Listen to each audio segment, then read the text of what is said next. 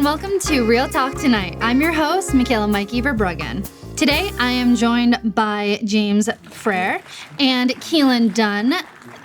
They are the producer and director/writer of Poser. How are you guys doing today? Thank you, Mikey. Good to see you. So, can you tell me what this film is about and give me like a brief rundown?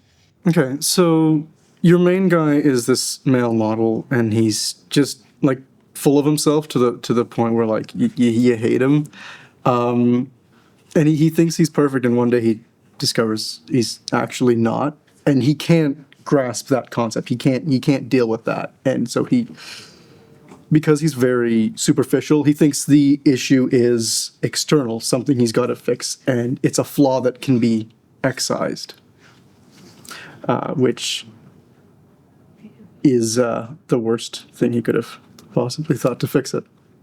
So where did Damien come from? That's a very interesting one. So Damien came from a few places. The original concept is 4 years older than my application to Humber, and I just got home like late one night, and all the lights were off, and I was just in the bathroom, and I just like looked at myself, and then I realized that the longer you look at yourself in the mirror, you can actually stop to recognizing what you look like. You stop recognizing yourself. And I thought, that's fucking cool. And so initially I just wrote a concept where like someone stares at themselves long enough, doesn't recognize themselves, and then and then I just adapted that. It was in second year. I was really struggling to write a film that could work, and I tried multiple different things, and I think it was like 2 days before the deadline, and I just put on a song from an artist I listened to called Poser, and I'm just like, holy shit. And I just listened to that 24 times in a night and wrote the script. I think I wasn't even in a script writing software. I just wrote it in like my notes app. As per like why he's a male model, I mean, the song that I was listening to at the time definitely like played a huge part, but also I have some modeling experience. My dad's a commercial photographer, so I have a little bit of understanding of that world. Thank you. And Keelan, so you are the producer of Poser, but we're more well known with you for being our sound guy. So can you tell us like what that was like producing? Yeah, it was a bit different. Like it was kind of, I kept having to think about like taking off my sound hat and putting on more of a producer hat, just because I was so used to doing sound on set. And so, yeah, it was the biggest issue I had was taking my sound hat off and putting on like a producer hat. And like, okay, I can't worry about the sound. I have to worry about like, how are we going to build this set? How, like, TTC, I had to stress over getting a permit for TTC. So that was my biggest thing. But I enjoyed it. And I think I'll maybe not produce, but I can see myself production managing and like ADing in the future. James, you've kind of put your blood, sweat, and tears into this.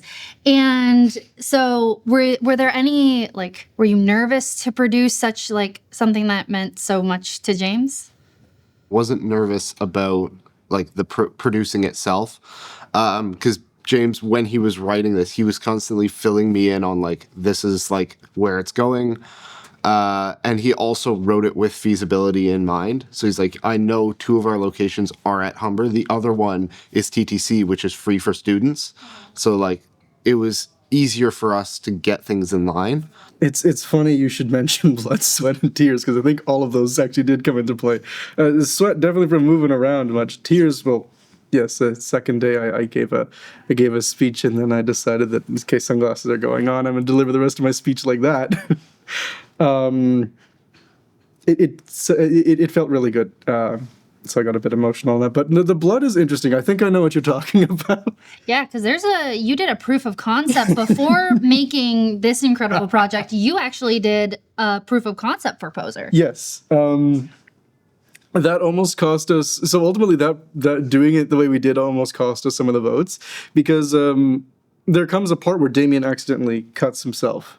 And so my team, which was, I was working with Matthew Hemrick, my DP, and Tobin at the time.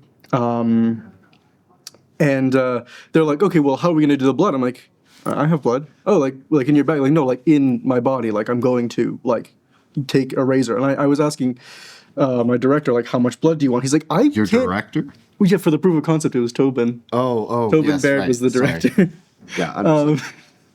And so he's like, I don't ask me that. I'm like, how much? Like, I can cut more, and I have like a razor, and they were like, why? Why did you do that? And some people were like, I want to vote for the production, but that's concerning. I said, okay, yeah, that makes sense. It was because at the time I was rewriting it, and because the first one I had written in such a just a stream of consciousness, I needed to really think, okay, what is my character?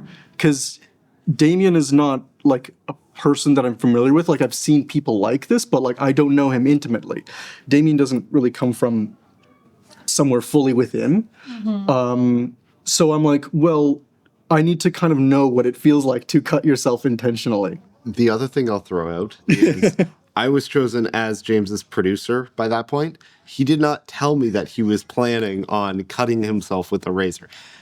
So I kind of heard the next day and was like, James, no. And I kind of had to like, I don't know if we ever sat down and discussed it, but that was a surprise for me the day after. I think we did. I think you're like, James, did you cut yourself? I'm like, well, not that deep. I think was the first thing I said. Yeah. Yeah, I remember you walking down the hall, and I was like, what happened? And you're like, oh, I cut myself. And I was like, by accident? And you're like, no, on purpose, for a poser. And I'm like, okay. Yeah. Real method acting. There we go. Yeah. But It was really fun. It was really fun, by the way. yeah, and I was also your art director on Poser. And do you want to talk about the cool prop that I made? I was able to actually customize a box cutter, which I was also the story editor for this. And you originally had wrote that you wanted to have a scalpel. Yes. So what was it like going from a scalpel to all of a sudden now a box cutter, and then modifying that box cutter so it was eye safe? This one. Oh my So God, the we actor- have it. Honestly, that process, infinitely better. Infinitely better. Like going from when you had mentioned, oh, what if it's a box cutter? I'm like, that's like way better. A box cutter is like way more brutal. I love it. No going back. Because initially, yeah, it was a scalpel. I think in the proof of concept even, it was a scalpel. Keelan, you preferred what did you feel about switching from scalpel to box cutter? I was fine with it as long as it was safe. I did modify it so Yeah. it would be eye safe. See, I can't even open it. That's how safe it is. A little behind the scenes thing was that at one point I was off to the side just waiting, and I heard our actor Kevin, shout out Kevin, go, oh, I blinked and I felt it between my eyes. And I was like, the blade? He goes, yeah. And then I rushed to the set and everything was fine. Yeah, so I can hand this off to you now. Yes. Souvenir. Thank you. Yeah, because you can see that it's modified right here. So it's now eye safe. And thank Can you. I test it? No. No. No. Not right now. But It's good you mentioned that because like I was like, yeah, just bring it to your like close to your eye, and I didn't say make it touch. He was just like, yeah, fuck it, and he was like, I felt it blink. I'm like, okay, that's the last one. Like I really appreciate that. I care about your safety. I didn't realize you're gonna bring it that close. We're gonna use that one. I think that's the take we used. well, that's sick. Is there anything else that you kind of want to mention about this assignment, this project, and now that are you happy with the final result?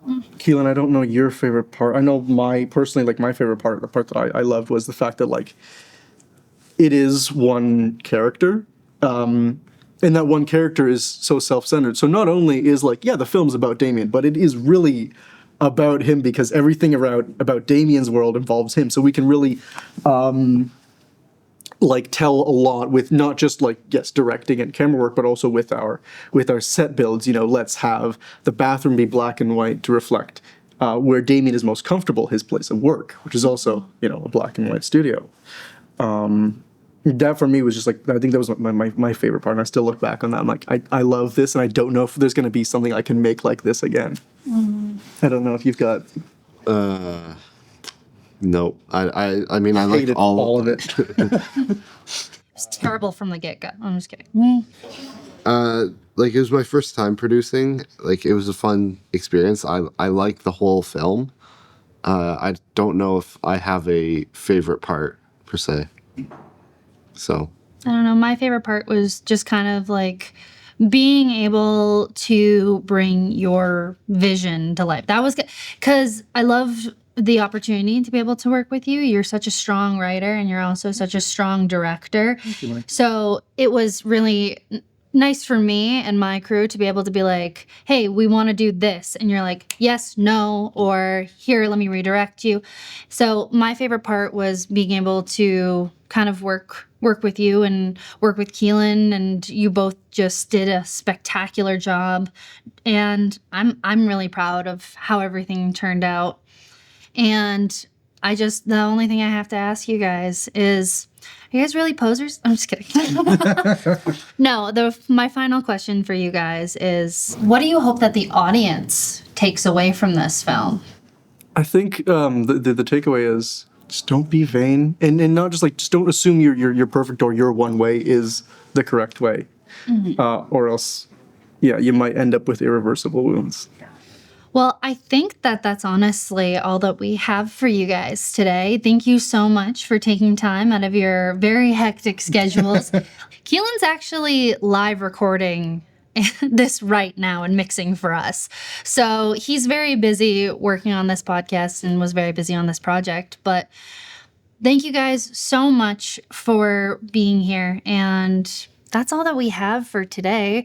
And if you guys want to watch Poser and all of our other fantastic projects, you can go to the Hot Docs Ted Rogers Cinema on April 16th to be able to see all of these incredible projects.